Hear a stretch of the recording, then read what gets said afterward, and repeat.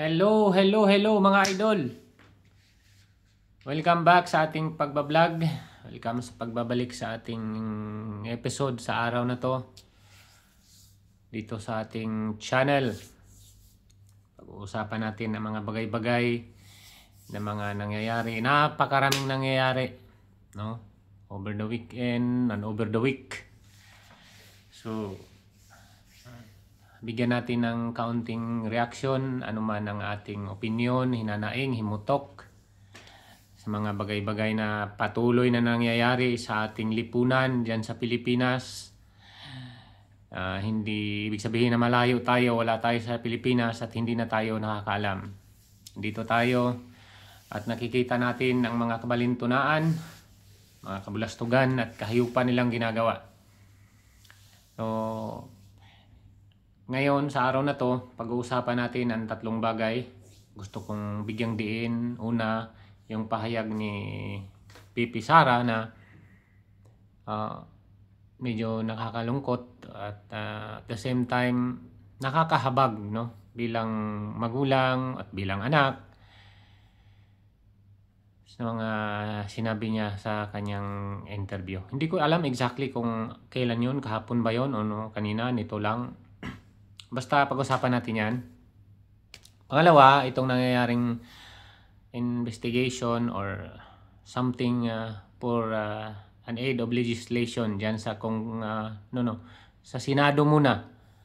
Itong may kinalaman sa Committee on Foreign Relationship na ang chairwoman dyan ay si Senador Amy. Pangatlong pag-usapan natin itong nangyayaring hearing again dyan sa Congress, no, about sa mga vlogger naman. Yan ang pangatlo. Pag-usapan natin dito, talakayin, bigyang opinyon bilang ordinaryong Pilipino, bilang mamamayan na may paki o may pagpakabana, kumbaga sa Bisaya pa, sa atong gobyerno, sa ating mga namamahala sa ating lipunan. Pag-usapan natin, batikusin, uratin, wakwagin,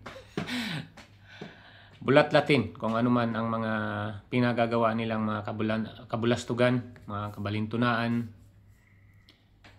at milagro, no, sa mga hudas, mga traidor, mga anak sa buho, mga putok sa buho, mga Judas, Barabas, Cestas, Santanas na nasa gobyerno, no? Kumbaga, yung idol natin na si Boss Dada na isa ding Banateros, napakaganda ng pagkabalasa niya ng mga bagay-bagay sa mga vlog niya. So, isa yan sa ating mga iniidolo at gusto natin na pamarisan, no, kung ano man ang kanyang way of vlogging. Wala man tayong mga sound effects dito na mga katawa-tawa. Wala man tayong sound effects na pang-ayuda sa ating vlog. Pero ito, tunay at lehitimo na opinion o saloobin ng isang ordinaryong Pilipino. Okay, so let's go.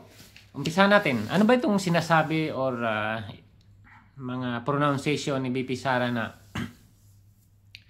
parang something sinabi niya na siya daw wala nang nararamdaman or wala na siyang, bigla siya naging manhid ba? Okay, so wala nang wala nang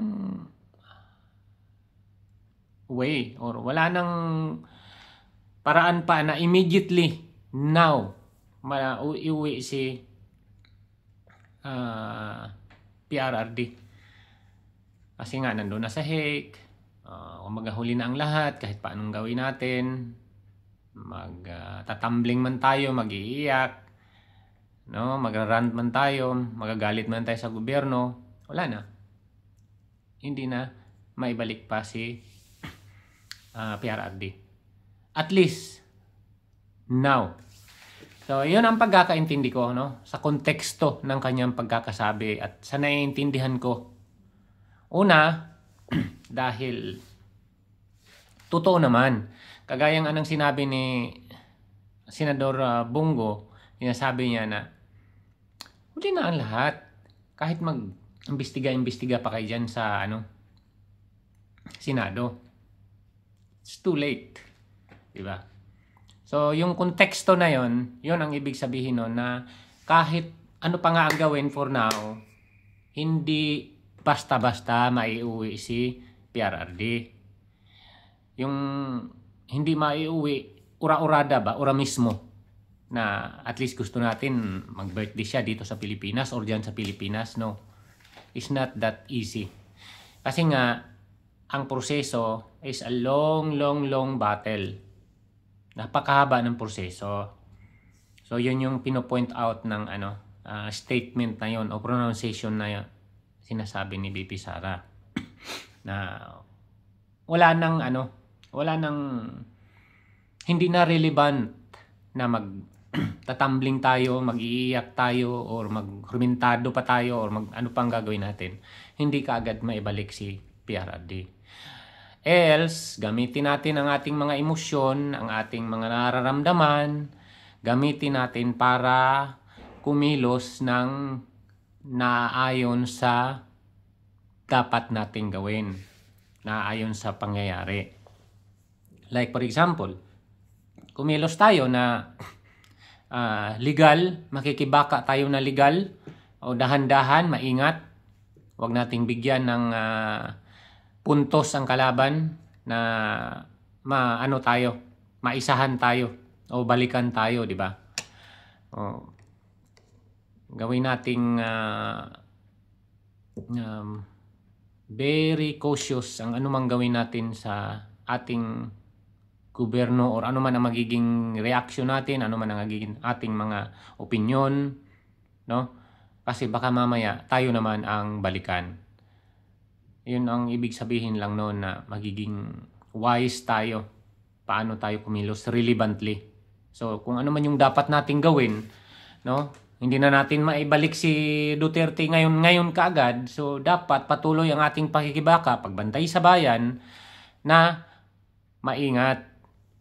Bumuto tayo ng wais, hindi yung basta na lang boto kahit hindi mo alam, kahit mga walang hiya na binuto mo, sige lang. So dapat magiging wais tayo na ito bang mga to, tama ba tong binuto natin at naaayon ba ang kanyang layunin, naaayon ba ang kanyang adhikain para sa ikakabuti ng bayan, which is 99% na nasa PDP laban. Yan yung diwa or yung konteksto ng kanyang mga sinasabi. Sa aking pagkakaintindi, sa aking opinion. Yun. Then, magiging tayo. Support tayo sa kanila, morally, sa mga prayers. Nandoon na tayo. No? At sila na ang bahala doon or siya na ang bahala doon. Kasi yun naman talaga ang layunin, na mayroong mga legal team para mag-rescue as much as possible kay Tatay Digong. Yun naman talaga ang legal battle. Mahaba. Sinabi naman yun ni Tatay Digong nung nasa aeroplano pa ba siya nun? On the way to The Hague, na ito na. Pagsisilbihan ko na or gagawin ko na ang mga bagay na sinabi ko na noon na haharapin ko. At this is a very long battle. So, yun naman talaga ang sinabi. So, ayos na tayo doon. Ang pag-asa hindi nawawala. Ngunit, kailangan nating gumawa ng relevant at naaayon sa ating layunin. Yun lang. At then, pangalawa, itong interview and tawag nun? Inquiry, Senate inquiry diyan sa Senado with Senador Amy Marcos. Booking sila doon, no? Although hindi tayo pabor dito kay Amy Marcos, pero at the same time, mayroon tong for me, mayroon siyang magagawa or meron siyang naisisiwalat doon sa inquiry na yon or sa investigasyon na yon. Una, itong kahayupan ng mga gumawa ng pag-aresto. Pangalawa, yung kanilang mga hindi mo alam kung kamangmangan kasi mga yan mga matataas ang posisyon ng mga yan Pero kung magsalita sila, parang booking na ba? Na labas-pasok sila, pag alam mo yon, pag nako-corner doon sa katanungan, nag-i-invoke agad ng mga executive session, yung mga excuse para hindi mabuking. Nakikita mo, kahit booking na, gumagawa sila ng mga paraan para hindi sila ma-corner. Corner na Kita mo na hindi pala talaga tong mga to brilliant mag-isip. Particular na itong magkakapatid na Rimulya. No? Itong si Torre, yung mga kasagot niya, yung mga banat niya, alam mo na although nasa siya, police, general Pero yung mga salita niya pang outlaw, akala mo walang alam sa batas, di ba? Ano ibig sabihin nun? Pwede tayong kumilos, pwede tayong umasta against sa batas, naturingan tayong taga-implementa ng batas. Etong sino pa ba yung mga nandoon? Marbil, di ba? Kaagad sila nagtatago sa salitang invoke, may executive right o bla bla kapag sila na corner na. Ang maganda doon is plinay ni Aimee yung interview ni John B. Rimulya doon kay Pinky Webb. Tama ba? Yun, yung interview na yun. So, it's a very plain and simple na sinabi niya na hindi lang ako ang nagplano or hindi ako ang nag-effort para gawin to or gawin yung pag-aresto kay PRRD. Kung hindi, 4 kami. Yan si Anyo, na isa pang traidor. Si Gibo, na isa pang dilawan na bitter dahil sa kanyang pagkatalo noon siguro. Si Pangulong Bangag at siya mismo si John B. Rimulya. Doon sa interview niya kay Pinky Webb. Malinaw na sinabi na niya na kaming 4. So, twist niya ang kanyang mga sinasabi just to evade, para ikutan yung iba pang mga salita. O di ba? Parang ginago nyo lang ang mga senador. Di ba? Parang kayo, harap-harapan kayong nagsisinungaling sa bayan. Kitang-kita na namin. May mga video, at pati ito si Torre na sinasabi niya na hindi ko ginawa yon, or kung ginawa ko man yon, hindi intend para kay PRRD, kung hindi doon kay Mejaldea or kung sino man. Yung mga excuse niyang ganon. Nahalata mo na nagpalusot na lang. Kasi kitang-kita mo ang kanyang intensyon na sinasabi niya na kakalid ka rin ko yan. Yung mga ganon na yung sinasabi niya na sinasabi ni PRRD na kakausapin ko ang aking anak dahil siya ang aking pipiliin na legal counsel sa problema na to, which is very, very karapatan talaga ng dating Pangulo. Hindi lang ng dating Pangulo, kung hindi lahat ng inaakusahan, yan ay may karapatan talaga na pumili ng kanyang legal counsel. Basic naman yan sa batas, hindi naman yan kailangan mag-acrobat ka para maintindihan mo na ganun pala ang batas. Yun nga sabi ni di ba, Estrada, ni Senador Estrada, na kahit naman kami, ganun ang ginawa sa amin at binigyan kami ng legal counsel. Or kumuha kami ng legal counsel dahil karapatan namin yun. That time, may kaso sa mga Estrada. Let's say na convicted sila or may kaso na, that time, kaya hinuhuli sila. Di ba? May warrant. Ayun pala, may warrant. Whereas, ang Pangulo o dating Pangulong Duterte, wala siyang warrant.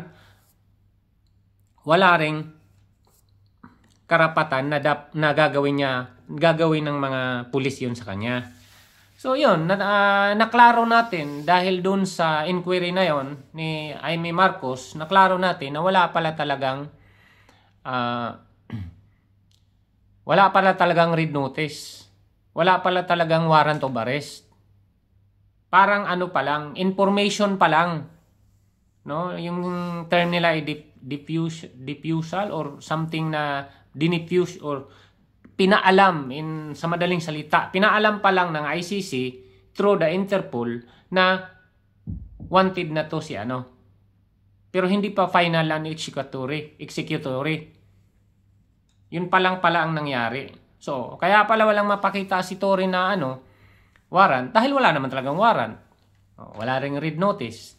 So, sampal sa DILG yun at saka kay Marbil na si Tebes, di ba, na sa Timor Leste. Yun talaga, meron talagang read notice. Pero bakit hindi natin makuha-kuha? Kasi nga may due process.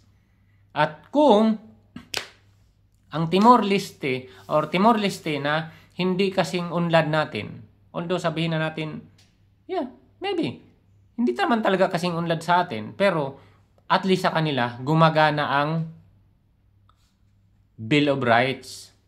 Sa atin, sa pinakita nila kay PRRD, wala na. Parang wala na tayong mga parang mas mababa pa ang ating uri, no? Kaysa mga taga Timor Leste. At least sila gumagana. Ngayon, binasura ng Timor Leste ang request ng Philippine government dyan sa panguna ni Boying Rimulya na ma-extradite na si Tebes. Di ba nakikita nyo? Regardless kung guilty or regardless kung ano man ang kaso ni Tebes, ang point lang natin dito is ganun dapat ang proseso. Kapag ang isang tao ay may red notice na o aarestuhin na siya, lahat ng kanyang mga karapatan na pwede niyang i-exhaust, magagamit niya o pwede niyang gamitin para labanan yung aresto sa kanya. Ang pinakalas na, kung wala ka na talagang magagawa, papahuli ka na or magpa-under ka na sa extradition. Pero as long as na kaya mo pang labanan, dahil karapatan mo yun ang tinanggal nila sa dating Pangulong Duterte. Plain and simple. Now, nung nag-appear si VP Sara doon sa Zoom at nagtanong ng mga particular questions doon kay Tory, kay Marbil or sino pa man yung tinanong niya, nga sila. Diba? Parang nakarinig na lang sila ng sermon na yun naman talaga ang totoo at tama. Ganun pa man, tuloy-tuloy ang kanilang mga pasikot-sikot, paikot-ikot ng mga salita nila, itong magkakapatid. Although itong magkapatid na Rimulya talaga, wala talaga akong believe sa mga yan. Unang-una, nandyan niya magkakapatid. Kung mayroon silang delikadesa, dalawang pinakamataas na posisyon or pinaka-powerful na posisyon ni Marcos, magkakapatid. Wala na ba talaga ibang tao na pwede mong i-appoint sa gabinete mo? Or sadyang gusto mo lang talaga na sundan ang pagiging crony ng mga Rimulya noon pa man sa tatay mo? Diba? The fact na crony ang mga yan noon pa man, so ngayon, ganun pa rin ang ginawa nila. Pero yung credibility, yung anong tawag nun? Yung effective governance or effective bilang isang secretary or bilang gabinete, hindi ko nakikita. Ang daming sablay na ang daming violation, di ba? Doon pa lang sa mga nila nga, mga alibay na keso hindi lang siya ang nagplano, kung hindi apat daw, at sinabi na naman nila na wala kaming pinaplano or walang mastermind dito, walang master plan, else umaksyon lang kami dahil sa rumors. Ano to? Pag may chismis pala, pwede nang magpa-deploy ng 7,000 na mga pulis dahil sa chismis. ng tinapa. Ikaw ay naturingan na DILG at saka DOJ, magkapatid. Yan ang magiging ninyo, basihan ng aksyon ninyo dahil sa chismis. 'Di ba? Nakatawa-tawa at nakakawalang gana. Sa totoo lang, kung ganyan na kayo walang hiya. Kitang-kita naman eh. Kung napanood ninyo ang hearing, panoorin niyo pati kayo, iinit ang ulo. Pero wala tayong gagawa. Wala namang yun nga sinasabi ni BP Sara na tingnan mo naman kahit ganun ka mga balagbag ang mga sagutan nila, hindi naman sila paparusahan ng gobyerno. So yun yung masaklap, malungkot na katotohanan. Kaya dapat tayong magdubli-tripli ingat talaga. So another thing, itong nangyaring vlog hearing or vloggers hearing dyan sa Congress. Makikita mo paano sila umasta itong mga congressman. Kasi nga nasa poder nila, balwarte nila, di ba? So sila ang may kapangyarihan. So ganun-ganun na lang nila ibubuli kung sino man ang magpagtripa nila. Lalo na kung side ka sa mga Duterte. So itong si ma'am apelyido nun? Chu ba? Tama ba? Oh. Basta may isang vlogger na hindi ko masyadong maalala ang pangalan. So isang sikat din na vlogger yung babae na talagang tinusta ni Paduano at saka ni yung isang congressman na kupal din. Tinusta nila at nagsorry naman yung vlogger, nagsorry at sa susunod ganito ganyan. So nandoon na. Nakita na nila at pinatunayan nila ganyan talaga ang mangyayari pag umatin ka. Tustain ka talaga nila at mas as possible kukuntim ka talaga. Iti-treat ka na talaga nila. No? Babantaan ka talaga nila na ikukulong incite to contempt. Pag nagmatigas ka or yung mga pronouncement mo ay talaga namang sampal sa kanila. So yun ang patunay na yung iba dapat lang na hindi umatin kasi gaganunin ka lang talaga. No? Sinasabi nila na mayroon ka bang katunayan? Bakit ka nagsalita ng ganyan? Hindi ka naman nagsalita ayon sa sarili mo lamang. Or kung mayroon man, opinion mo lamang yon. Nag-react ka lang doon sa mainstream media na may linabas silang mga balita na ganito ganyan. O itong Philstar, ABS-CBN, Manila Bulletin, GMA, naglabas ng balitang ganito. Magre-react ka lang doon. Tapos base doon sa reaksyon mo, yung karapatan mo na magsalita or magbigay ng opinion, doon ka. Ngayon, para sa kanila, kailangan mo nang humawak ng mga ebidensya. Pag tinawag mo silang mga mga walang hiya, kailangan mayroon ka ng ebidensya bago ka daw magsalita. Yun ang gustong ipalabas ni Paduano at sino pa yung mga nandoon na congressman. So ganyan. Imbis nag-react ka lang, kumari kagaya na ni Aling Sheila, no? Nag-react ka na walang kahit hindi naman namatay sa panahon ni Duterte, talaga namang sinali nila doon para lang mapabigat lalo. At sino pa yung mga nakikita natin sa mga pictures sa mga AJK kuno, 'di ba? Tapos sinasabi nila na sila daw ng mga congressman nag-conduct ng investigasyon at napatunayan nila may mga ebidensya sila na mayroon talagang AJK. Yan ang pinagbididiinan nila eh. Ang hindi doon nasagot nung vlogger na yon at hindi niya nasagot ng pabalagbag na sayang na hindi niya sinagot ng ganun. Para sa akin is ganito. Para sa akin kung mayroon pala kayong mga proof or evidence, may witness, na totoo may AJK nangyari na ganito karami, bakit walang ni isang kaso or dalawang kaso si PRRD dyan sa Pilipinas? Ang daming korte dyan eh. Mayroong ombudsman, mayroong Sandigan Bayan, mayroong Supreme Court, Regional Trial Court, Court of Appeal, etc. Ang dami. O bakit walang kaso sa kanya? Hindi nyo kinasuhan, what I mean. Meron pala kayong mga mga ebidensya eh. Yun ang pinagyayabang mo sa vlogger, di ba? Yun ang pinagyayabang ninyo. Kami nag-iimbestiga at kami may napatunayan, kami may mga ebidensya at kami may mga witness. O, meron palang ganyan eh. O, ba't hindi kayo nagkaso? Ba't hindi kayo hindi nyo sinuplong si PRRD na ganito? Meron kaming katunayan, meron kaming probable cause na magsampa ng kaso. Oh, dahil puro lang din daldal ninyo. Sinasabi nyo lang, pero mahirap patunayan. Diba? Yun ang totoo. Kaya doon kayo bumabawi sa mga naiipit ninyo na mga vlogger. Na once na naipit nyo sa mga interview ninyo dyan, as a resource person, sinasabon ninyo, diba?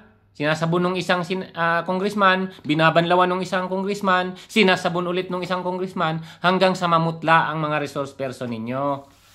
Kasi natatakot na or na, alam mo yon, ninervyusin ka eh. Kasi baluarte nila yan eh. So, ninervyusin ka talaga. Normal yon, kakabahan ka, mawala ka sa, wisyo sa mga dapat isasagot mo. Normal yun eh. Kahit sinong matalino pa dyan, kung ganyan ka mga walang hiya ang kaharap mong mga buhaya, literal na talaga namang lalamunin kanila. So, yun talaga ang katotohanan. Pero at least, may natutunan tayo gaano sila ka minsan pa napatunayan natin na ganyan sila ka mga walang hiya. 'Di ba? O hindi naman hindi naman masyadong palaliman pa natin or ano pa ang gagawin nating pag isa-isa sa mga pangyayari. Pero 'yun ang nakikita ko, no? So para sa inyo, comments kayo kung ano man ang mga komento ninyo sa ating napag-usapan o sa ating mga talakayan sa susunod. Sana mag-subscribe kayo. Dumami tayo sa ating community para sa ating patuloy na pagbabantay sa bayan. Hindi para sa kung ano paman, kung hindi. May hayag natin bilang mga Pilipino na fully aware tayo. No? Hindi tayo matulad sa mga sinasabi nila na wala tayong alam. Dahil taga-sub-Saharan continent tayo or whatever na tinatawag nila sa atin na mga mangmang bubo. Diba? So, pag-usapan natin yan dyan sa comment section. Maraming salamat mga kababayan, mga kapatid. Hanggang sa muli dito sa ating RLTV vlog. Maraming salamat. God bless. Mabuhay po tayo.